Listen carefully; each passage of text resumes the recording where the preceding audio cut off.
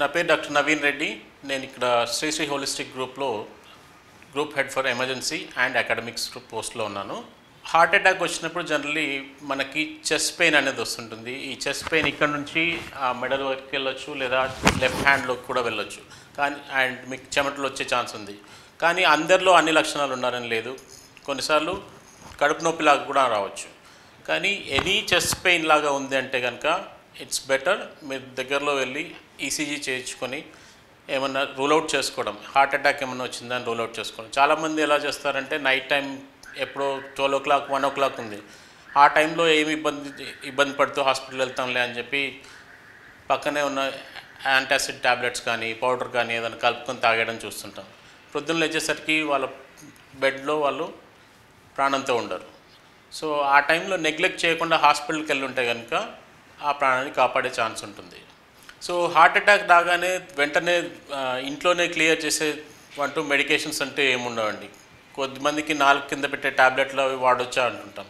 అదేంటంటే కొన్ని రకాల హార్ట్ అటాక్స్కి మాత్రమే హెల్ప్ అవుతుంది. అండ్ ఇంకొన్ని రకాల హార్ట్ అటాక్స్లో ఏ వాల్ ఇన్వాల్వ్ అయింది అనేదాన్ని బట్టి ఉంటుంది. కొద్దిమందిలో ఆ ట్యాబ్లెట్ పెట్టడం వల్ల ఇంకా హాని జరిగే ఛాన్స్ ఉంది.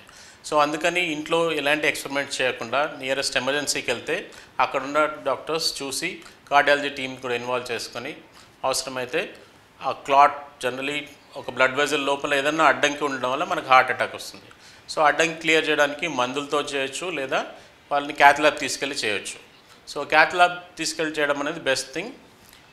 సో అలాంటిది లేనప్పుడు కొన్నిసార్లు మందులకు కూడా ఉంది. ఇవన్నీ మన ఫైనాన్షియల్ స్టేటస్ని బట్టి కూడా ఉంటాయి. కొద్దిమంది అఫోర్డ్ చేయలేకపోతే మెడిసిన్స్తో కూడా ట్రై చేస్తాం. అండ్ హార్ట్ అటాక్ కానీ అలాంటిది మీకు కొన్ని గంటల్లోపు మాత్రమే ఆ బ్లాకేజ్ అనేది క్లియర్ చేయాలి.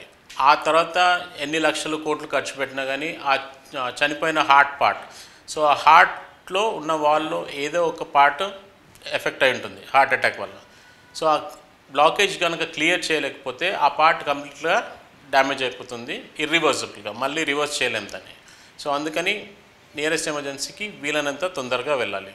మార్నింగ్ వెళ్తాను, లేదా ఎవరో ఫ్రెండ్ వచ్చిన తర్వాత వెళ్తాను, అలా నెగ్లెక్ట్ చేసినంతసేపు మీ ప్రాణానికి ఇంకా హాని ఉంటుంది. And life long me quality of health అనేది చాలా డిఫర్ అవుతుంది.